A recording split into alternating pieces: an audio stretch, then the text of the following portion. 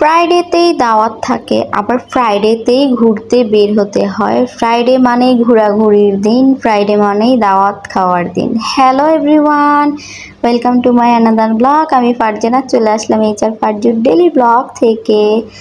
আজকে হচ্ছে ফ্রাইডেতে আমরা যাব আমার খালার ছেলের আকিকার দাওয়াতে, এই জন্য ঘুম থেকে উঠে নাস্তা রেডি করে ফেললাম। নাস্তা রেডি করে দেন রেডি হয়ে গেলাম। আর হ্যাঁ, ফ্রাইডেতে আসলেই আমাদের একটু ঘুরতে যেতে হবে, না হলে আমার মনটা ভালো লাগে না। তারপরে এখানে আমি রেডি হয়ে বসেছিলাম, তারপরে তারা বাবা ছেলে রেডি হচ্ছে, মানে আমার ছেলে রেডি হবে তার বাবার কাছে, এই জন্য তার বাবা রেডি হয়ে তাকে রেডি করে দিচ্ছিল, তার জুতা পরিয়ে দিচ্ছিল, এইখানে তার ঘড়িও পরে দিচ্ছিল। কারণ হচ্ছে সে আমার কাছে ঘড়ি পরবে না, জুতাও পরবে না, আমার কাছে রেডিও হবে না ভাই। সে তার বাবাকে ছাড়া এক মিনিটও মনে ভাবতে পারে না। তার বাবা কোথাও গেলে তাকে রেডি করে দেয়, আমার এত টেনশন ফ্রি থাকি আমি, কারণ আমি রেডি হতে আমার একটু লেট হয়, এই জন্য তার বাবার কাছে রেডি হওয়াটাই আমি মনে করি বেটার। তারপর ওদিন অনেক ঘোরাঘুরি করতে হয়েছিল এই তেলের জন্য ভাই, যেহেতু ফ্রাইডে, এই জন্য হচ্ছে নামাজের পর 3টার দিক দিয়ে তেল দিবে ভাই। অনেক ঘুরে ফিরে তারপরে চাষারা গিয়ে এখান থেকে তেল নিয়ে তারপর আমরা রওনা দিয়ে দিলাম। আমরা হচ্ছে লেট, আর সবাই হচ্ছে তাড়াতাড়ি চলে গিয়েছে, আমার বোনেরা অনেক আগে চলে গিয়েছে, আমরা অনেক লেট করে যাচ্ছি। কারণ হচ্ছে তোমাদের ভাইয়া মসজিদে নামাজ পড়তে গিয়েছে, ওইখান থেকে রিহানের দাদির কবরস্থান জিয়ারত করে আসছে, এই জন্য। তারপর আমরা চলে আসলাম এখানে, দেখি মাছ করতেছিল, আর এখানে বিরিয়ানিটা ভাবে দিয়েছিল, আর বিরিয়ানিটা এত মজা হয়েছিল। তারপরে এখানে এসে আমার ছেলের গরম লেগেছে, জামা কাপড় খুলে ফেলছে, আর ওয়েদারটা অনেক সুন্দর ছিল। দেখেন ভাই, বৃষ্টি আসার আগ মুহূর্ত কত সুন্দর।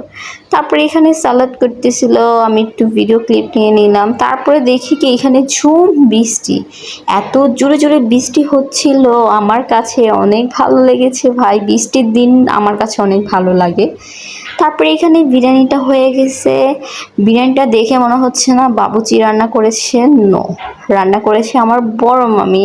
এত মজা হয়েছিল, পুরা হচ্ছে বাবুচি ফেল, বাবুচির মতনই হয়েছে। খাওয়া দাওয়া শেষ করে এখন হচ্ছে আমার বাসায় চলে যাব। বাসা বলতে এখানে নানু বাসায় যাচ্ছি আমরা।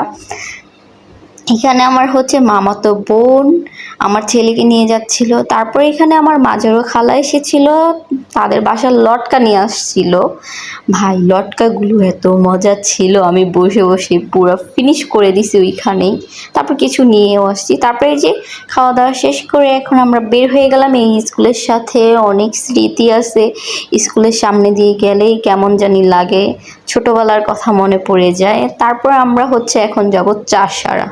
চাষারা কেন যাব? বাবালটি খেতে। আর এই কবরস্থানের এখান দিয়ে যখন যাচ্ছিলাম, মনের ভিতরে মুচুর দিয়ে উঠছে ভাই, এখানে কত মানুষ শুয়ে আছে, আমাদেরও একদিন এইখানেই যেতে হবে, এটাই আমাদের শেষ ঠিকানা হবে।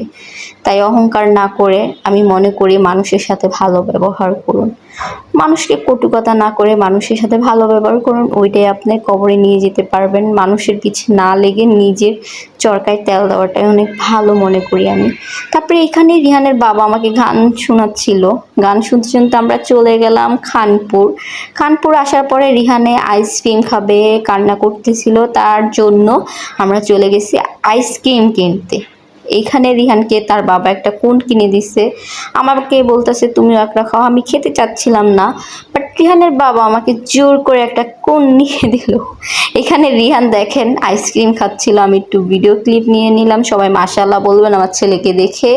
তারপরে এখানে আমরা 3জনই আইসক্রিম খাচ্ছিলাম, কিন্তু রিহানের বাবা এটা নলেজ মনে হয় নিয়েছিল। তারপরে এই যে নেটওয়ার্কে এসে বাবালটিটা এত মজা, নেটওয়ার্কের বাবালটি অনেক মজা ভাই।